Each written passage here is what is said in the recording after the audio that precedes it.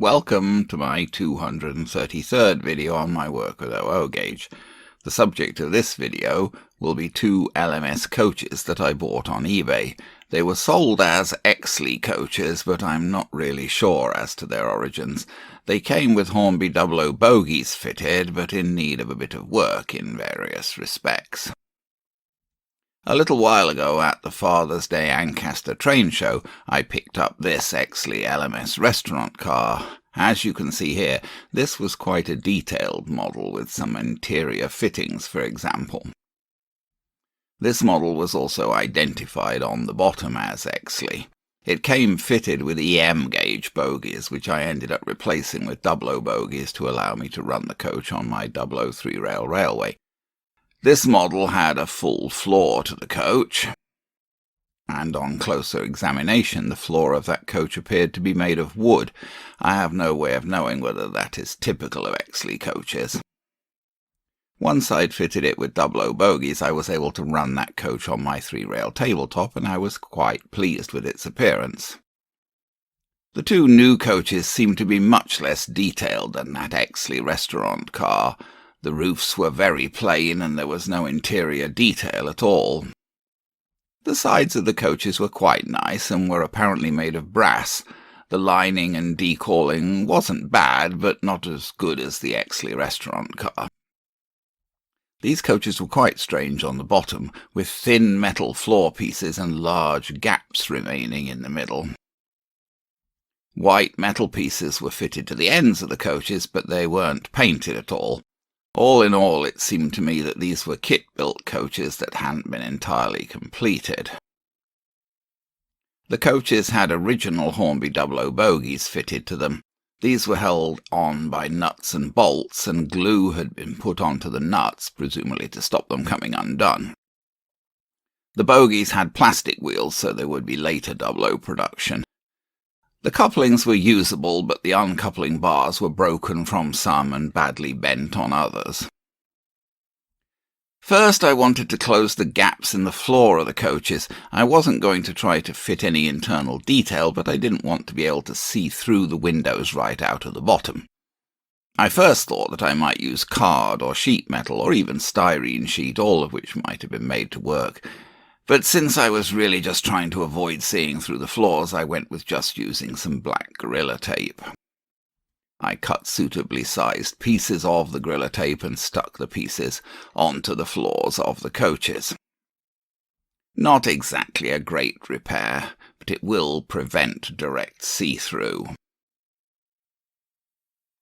The paint on the brass roofs of the coaches was quite badly chipped, especially on the one that's at the front here. I got out the darkest grey paint that I had. That turned out to be still not dark enough, so I worked by mixing that dark grey acrylic with some black. I touched up the places where the paint was missing. The result looks fairly blotchy here, but actually I was fairly satisfied with the effect once the paint dried. The roofs definitely look better than they did originally. I wanted to put corridor connectors onto these coaches. They didn't look like suburban coaches to me. In fact, they looked like what the LMS called vestibule coaches, i.e. coaches with open-plan seating, no compartments, but with connectors to the adjoining coaches in the train. The white metal ends fitted to the coaches made no provision for connectors, but they were flat in the centre, so I thought it should be possible to fit connectors. I bought these connectors from British Model Trains in Cambridge, Ontario. Here are those connectors out of their packaging. I decided to use the two pairs of rubbery plastic ones, as I thought those would look better, and anyway I only had one pair of the white metal ones. I glued one connector of each plastic type to one end of each of the coaches, using Beacon 3-in-1 glue. I did my best to glue the connectors on in a reasonable-looking central position. Given that these connectors were quite deep, I was rather concerned as to whether it would be possible to couple up and run the coaches with these connectors fitted. I tried coupling the coaches on the bench. It was a bit fiddly to get the simplex couplings engaged, but once engaged they held, and it did look as though it might be possible to run the coaches like this. I got the coaches onto my 3-rail tracks for a running test to confirm whether they would run okay with the connectors fitted. There would be no point in going on to finish the ends of the coaches with the connectors if they couldn't run like that. I initially connected the coaches up behind the 4P compound locomotive that I recently converted for 3-rail running. But being a lightweight modern model, that loco had trouble pulling these coaches. I was able to get them round the layout behind it, but there was quite a bit of wheel slip and sometimes the loco would just get stuck. Still, the connectors didn't seem to cause any issues with the running of the coaches, and they were able to get round the tight Dublo curves without problems. I got a 264 tank engine out of the shed and coupled that up to the coaches instead of the 4P. This is a Dublo 264 tank chassis with a Wren die-cast body fitted to it. Being a heavy all-metal model, this engine was much more able to pull the coaches round the Dublo tracks. Having confirmed that the coaches could run with the connectors fitted, I went on to complete the coach ends. I stuck connectors onto the other ends of the 2 coaches. The connectors didn't look too bad. I guess it would have been better if I could have got exactly matching connectors for the 2 coaches. For some reason I had problems persuading one of the connectors to stay in position with a 3-in-1 glue, so I resorted to using some CA on that one. I've been very pleased with this mercury adhesive. I bought this bottle years ago, and I've gone through several other bottles of CA bought since that have become unusable, thickening in the bottles. Next I wanted to paint the white metal coach ends black. This was quite a fiddly job. I had to turn the coaches this way and that in order to get light into all of the places that needed to be painted. I put a piece of paper on the bench whilst doing this painting to avoid getting paint on the cutting mat. I was reasonably pleased with how the ends of the coaches looked after the paint dried. I got the coaches back onto my 3-rail tracks behind the 264 tank.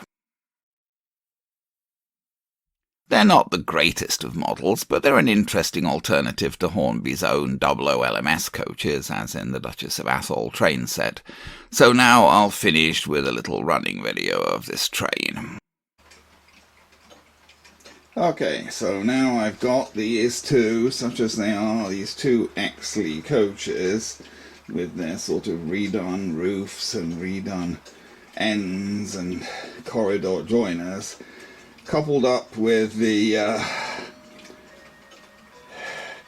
264 tank in red, which is actually a Wren body put onto a 003-rail chassis, because Wren actually released that body in, although it really should be a BR4MT, they released it in LMS Crimson livery, and we can pretend that it's a Stanier tank engine built in the 30s. So let's see if I can get this to run without famous last words. There we go, off we go.